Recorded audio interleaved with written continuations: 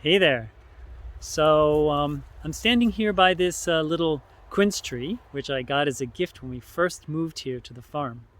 And it's grown from being a little sapling to producing, well, many more quinces than we can use here at home, at least in some years.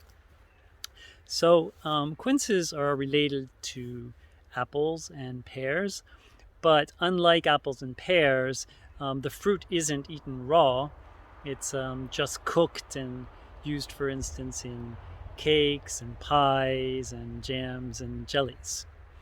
These quinces here are actually not ripe yet, so I think I'm going to leave any more about quinces for another video sometime, maybe a month from now, when they're ready to be picked. So I actually wanted to use this video as a kind of retrospective, and actually I think I'm going to try to find a slightly shadier spot where I can sit to do that. So let's go find one. Okay, I'm going to give it a try here. I'm mostly going to be talking into the camera. No garden, no plants, no insects. I feel a little bit like this is turning out to be one of those influencer videos, but for sure, if there's anything I want to influence, it has nothing to do with makeup or furniture or fashion. Certainly not fashion. This shirt is like over 15 years ago. It used to be one of those ones you wear with a tie, but now it's kind of outdoor attire, let's call it that. So in my first video, I started using a metaphor about this all being on a road and taking steps. And now I thought I would look a little bit back over the short distance of that road that I've gone, and maybe take a look at some baby steps, if we can call them that. And it's going to be particularly about some stumbles and maybe some hindrances. And anyway, enough for torturing that metaphor. In that first video, I talked about successes and failures and about sharing about them. But this video is probably more about my successes and failures, and mostly the failures in sharing on video. So it's going to be a lot about some mishaps and some lessons learned. So I started without a selfie stick. Lesson number one. Your arm gets very tired if you have to hold the phone out. So I got myself a selfie stick before my second video. As it turns out, a little later, using a selfie stick / tripod led to a problem when I did a video interview with my friend Nina, because in switching from the front view camera to the back camera on my telephone, because I wanted to get a better shot of Nina, I failed to realize that I was shooting through the phone's cover. There's some plastic on it, and that all led to a lot of that recording looking like it was misty weather, but actually it obviously wasn't. You can see that in some other shots. The biggest problem in making that video actually came in post-production, because I had assumed, or at least I hoped, that YouTube would be able to auto-translate into some subtitles in more than one language in a video. But I discovered that it doesn't actually do any kind of language detection, which means the auto translation that you can get back into subtitles requires the end user to select a single translation language. So, in order to overcome this, I decided to translate the whole thing manually, at least the Danish part into English.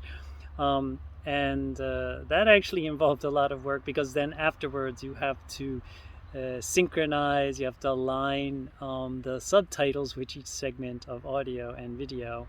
So yeah, I've got some ideas about how I can optimize that if it turns out to be a problem in the future, and also I'm going to explore a little bit more on the possibilities of getting the whole thing auto-translated somehow with some language detection. Let's see.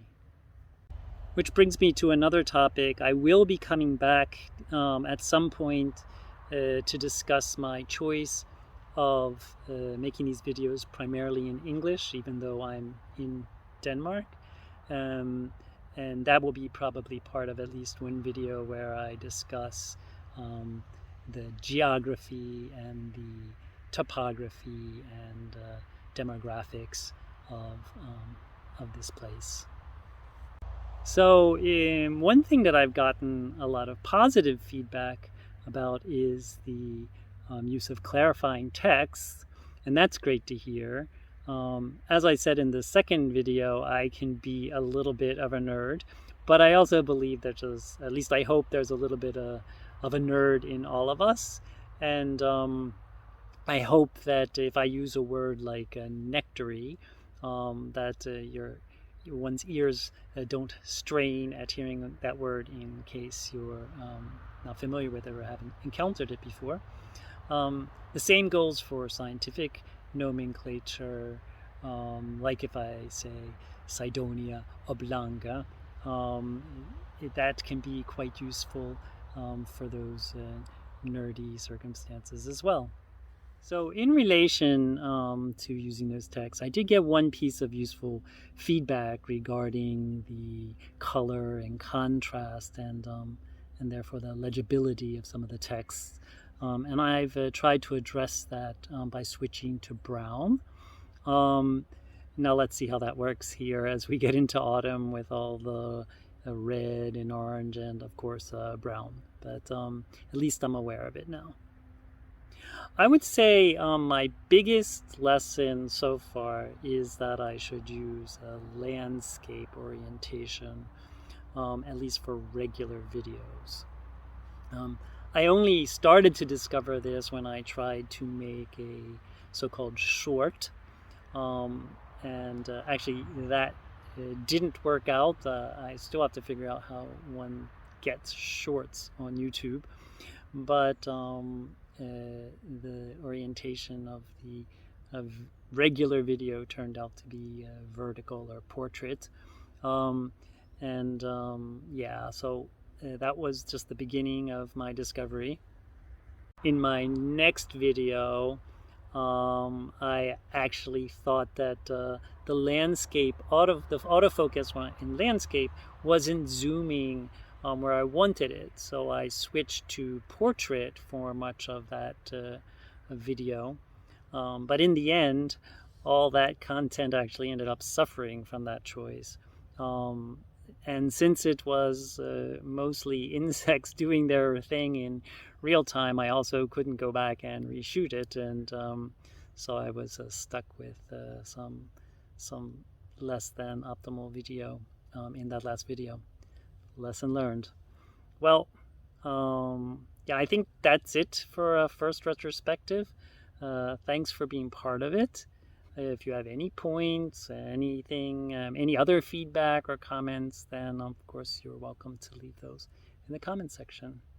Thanks again. Bye for now.